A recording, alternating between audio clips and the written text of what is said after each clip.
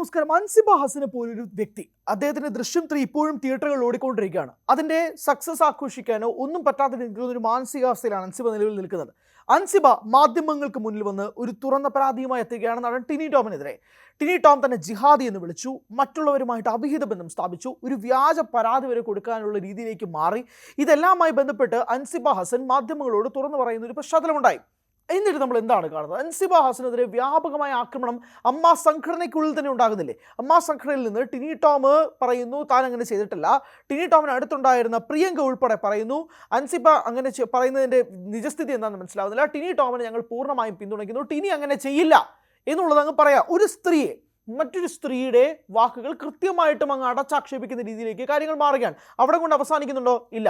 നീന കുറിപ്പ് പറയുന്ന അടിസ്ഥാനത്തിൽ അൻസിബ പറയുന്നുണ്ട്, നീന പറഞ്ഞിട്ടുണ്ട്, നീന ചേച്ചി പറഞ്ഞിട്ടുണ്ട് ഇതുമായി ബന്ധപ്പെട്ട് ഉള്ള കാര്യങ്ങൾ തനിക്ക് കൃത്യമായ ബോധ്യത്തിൻ്റെ അടിസ്ഥാനത്തിലാണ് ഇതുമായി ബന്ധപ്പെട്ട് മുന്നോട്ട് വന്നിരിക്കുന്നതെന്ന് അൻസിബ ഹസൻ തുറന്നു പറയുകയും ചെയ്യുന്നുണ്ട്. എന്നാൽ അൻസിബയ്ക്ക് കിട്ടുന്ന പിന്തുണ എന്താണെന്നുള്ളതാണ് സ്വാഭാവികമായ ചോദ്യങ്ങൾ നിൽക്കുന്നത്.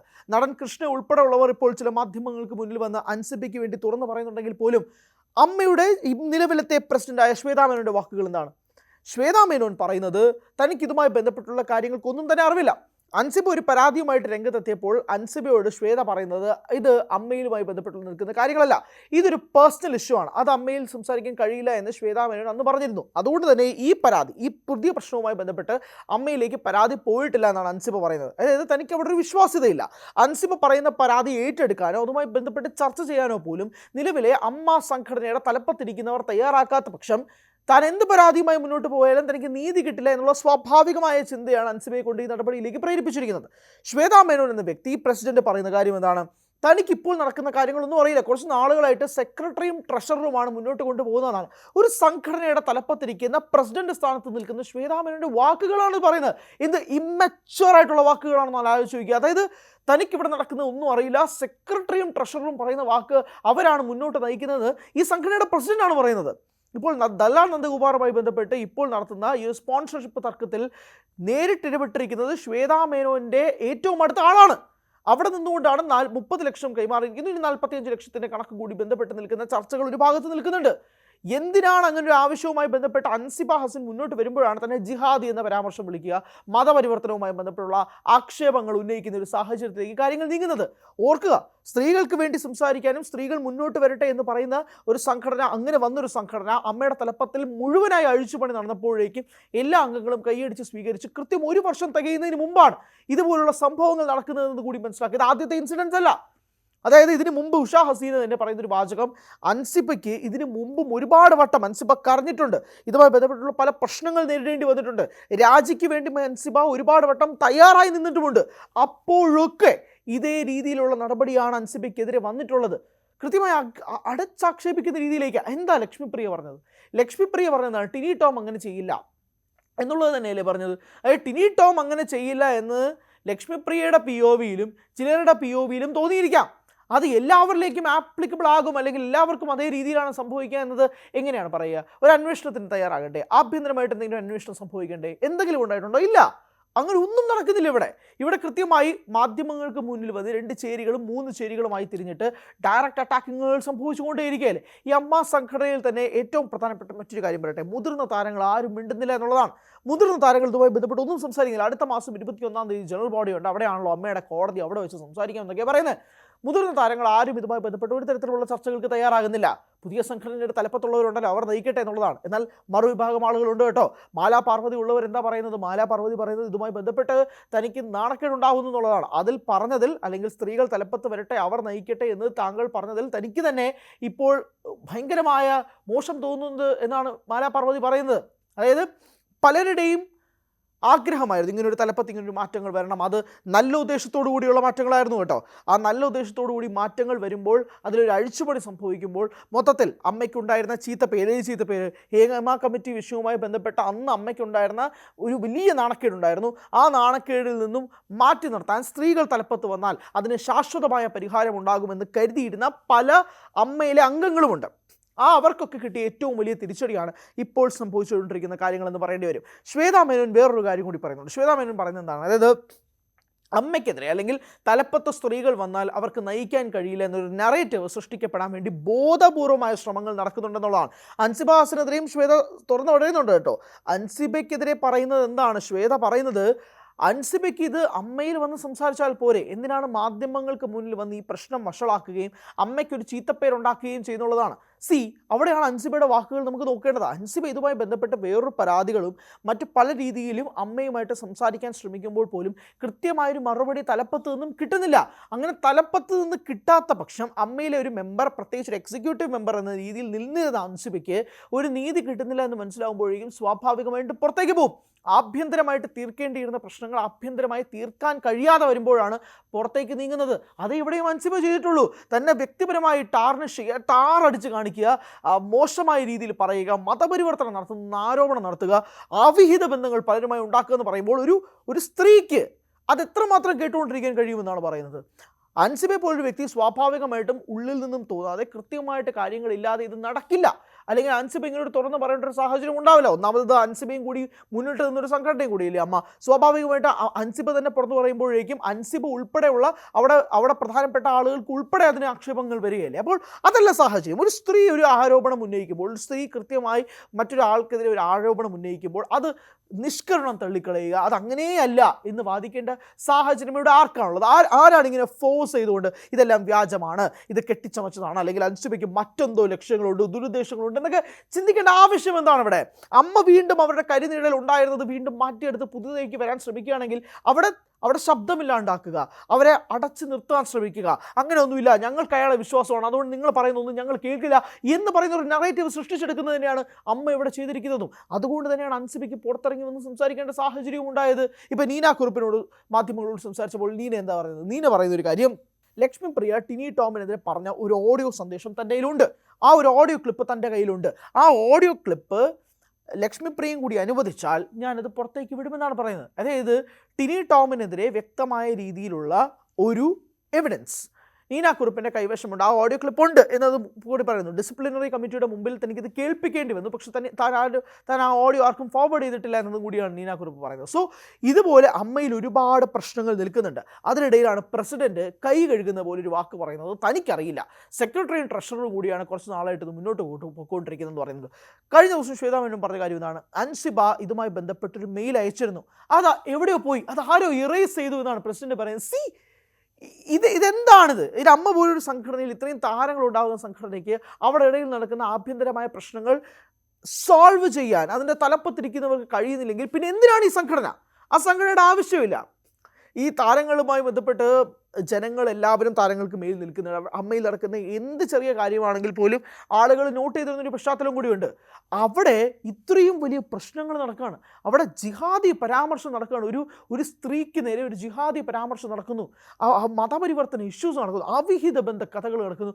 ഇങ്ങനെ തലപ്പത്ത് നിൽക്കുന്നവർക്ക് എന്ത് ആശ്രയമാണ് അവിടെയുള്ള താരങ്ങൾക്ക് കൊടുക്കാൻ കഴിയുന്നതെന്നുള്ളതാണ്. ഇവിടെ ഇപ്പോൾ നടൻ കൃഷ്ണ പറഞ്ഞൊരു വാചകം കൂടിയുണ്ടല്ലോ, താനൊരു മെമ്പർ മാത്രമാണ്, പക്ഷെ അമ്മയുടെ തലപ്പത്ത് സംതിങ് ഫിഷി, എന്തൊക്കെയോ നടക്കുന്നുണ്ട്, ചീഞ്ഞ് നാറുന്നുണ്ട് എന്നുള്ളത്. അതുമായി ബന്ധപ്പെട്ടുള്ള കൃത്യമായ സ്ട്രക്ചറൊക്കെ പുറത്തു വരണമെങ്കിൽ സ്വാഭാവികമായിട്ടും ഈ മൂടൽ മഞ്ഞൊക്കെ മാറി നിൽക്കണമെങ്കിൽ പലരും രംഗത്തെത്തേണ്ടി വരുന്ന സാഹചര്യമുണ്ട്. പലരും മുന്നോട്ട് വരണം, മുന്നോട്ട് വന്ന് സംസാരിക്കണം. എന്നാൽ മാത്രമേ ഇതുമായി ബന്ധപ്പെട്ടുള്ള ഒരു തുറന്ന സ്പേസിലേക്ക് കാര്യങ്ങൾ നീങ്ങുകയുള്ളൂ. പക്ഷേ ഇവിടെ അൻസിബ പറയുന്ന വാക്കുകൾ ഒരിക്കലും ഖണ്ഡിച്ചു കളയാൻ കഴിയില്ല. ഇവിടെ അമ്മയുടെ തലപ്പത്ത് നിൽക്കുന്നവർ അൻസിബ പറയുന്നത് തെറ്റാണ്, അൻസിബ നുണയാണ് പറയുന്നത്, അൻസിബ വ്യാജ പ്രചരണമാണ് നടക്കുന്നതെന്നൊക്കെ പറയുമ്പോൾ വീണ്ടും അവിടെ നീതി നിഷേധമല്ലേ നടക്കുന്നത്? അപ്പോൾ തുറന്നു പറഞ്ഞിട്ട് പോലും അൻസിബ പറയുന്നത് തെറ്റാണ് എന്ന് പറഞ്ഞ് പ്രൂവ് ചെയ്യാൻ ശ്രമിക്കുന്ന താരങ്ങൾ അവിടെ ആഭ്യന്തരമായിട്ട് അൻസിബ ആ പരാതിയുമായിട്ട് ബന്ധപ്പെട്ട് വരുമ്പോൾ എന്തൊക്കെ രീതിയിലുള്ള മാനസികമായിട്ടുള്ള സംഘർഷങ്ങൾ ഉണ്ടായിട്ടുണ്ടാവുമെന്നാണ് ഞാൻ ആലോചിക്കുന്നത്. കാരണം മാധ്യമങ്ങൾ ഏറ്റെടുത്ത കേസ്, മാധ്യമങ്ങളിലൂടെ തുറന്നു പറഞ്ഞ അൻസിബയ്ക്കെതിരെ പോലും മാധ്യമങ്ങളിലൂടെ വന്ന് അൻസിബ പറയുന്നത് തെറ്റാണ്, അൻസിബയ്ക്ക് മറ്റുദ്ദേശങ്ങളുണ്ടെന്ന് പറയുമ്പോൾ മാധ്യമങ്ങളുടെ ലോകമൊന്നുമില്ലാത്ത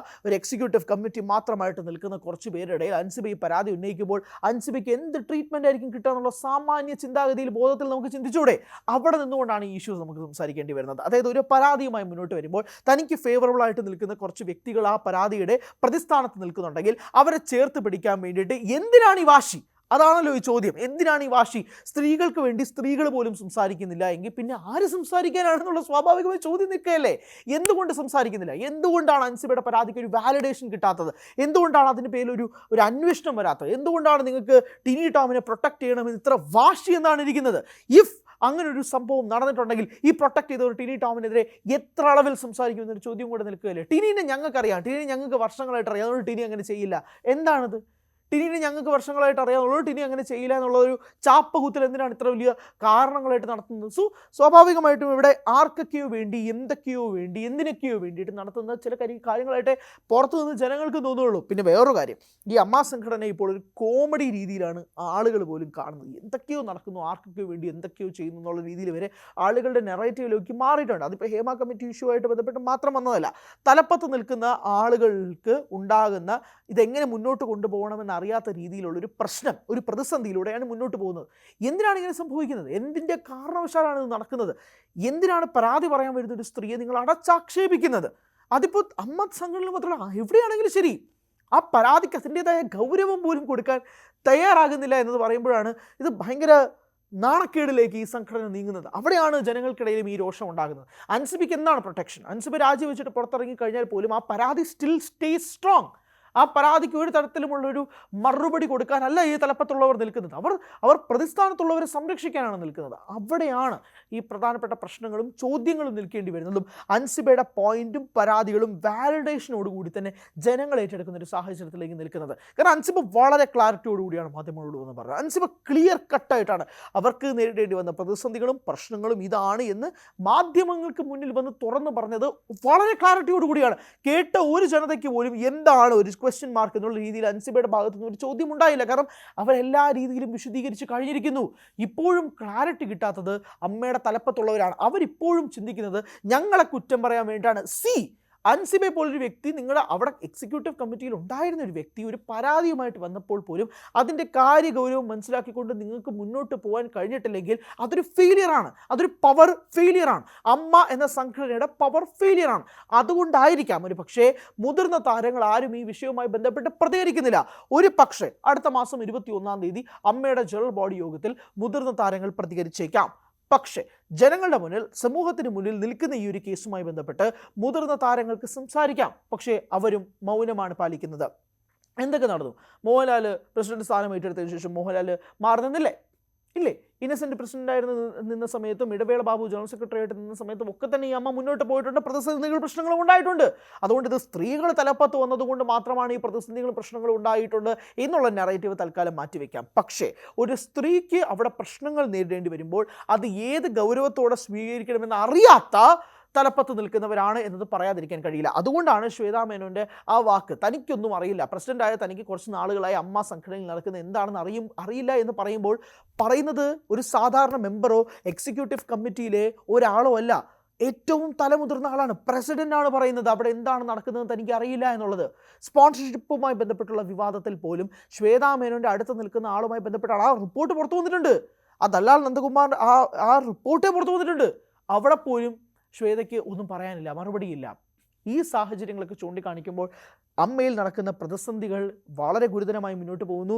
താരങ്ങൾക്ക് മാത്രമല്ല, അവിടെയുള്ള മെമ്പേഴ്സിന് പോലും കല്ലുകടിയായി നിൽക്കുന്ന ഒരു സാഹചര്യമുണ്ട്. വളരെ മോശം അവസ്ഥയിലൂടെയാണ് അമ്മ പോകുന്നത് എന്ന കാര്യത്തിൽ ഒരു തർക്കവുമില്ല. പലർക്കും ഉള്ളിൻ്റെ ഉള്ളിൽ നല്ല അമർഷമുണ്ട്. അത് ജനറൽ ബോഡിയിലേക്ക് തീർക്കാൻ സാധ്യതയുണ്ടെന്നുള്ള റിപ്പോർട്ടുകളും കൂടി നമുക്ക് ലഭിക്കുന്നുണ്ട്. കുറച്ച് പേര് നമ്മൾ പേഴ്സണലി വിളിക്കുമ്പോൾ പോലും അവരും പറയുന്നത് തന്നെയാണ്. അതായത് അവർക്ക് ഇതെങ്ങോട്ടാണ് പോകുന്നതെന്ന് മനസ്സിലാവുന്നില്ല. അവിടെ മെമ്പേഴ്സിന് ആർക്കും കൃത്യമായ കമ്മ്യൂണിക്കേഷൻ കിട്ടുന്നില്ല. എന്താണ് അമ്മ സംഘടനയിൽ നടക്കുന്നതെന്ന് മനസ്സിലാവുന്നില്ല എന്നുൾപ്പെടെ പല താരങ്ങളും പറയുകയാണ്. അവർ നിൽക്കുന്ന ഒരു സംഘടനയുടെ ഭാഗത്തു നിന്നും അതിൻ്റെ തലപ്പത്ത് നിൽക്കുന്ന പ്രസിഡന്റ് പോലും അറിയുന്നില്ല എന്താ നടക്കുന്നതെന്ന് ആലോചിച്ച് നോക്കി. എന്തുമാത്രം ഗൗരവകരമായ വിഷയമാണ് ആലോചിക്കുക. ഒരു പരാതി വരുമ്പോഴേക്കും അത് മെയിലിൽ നിന്ന് ഇറേസ് ചെയ്ത് കളയുക, എന്തൊക്കെയാണ് കേൾക്കുന്നത്? അത് പ്രസിഡൻ്റാണ് തുറന്നു പറയുന്നത്.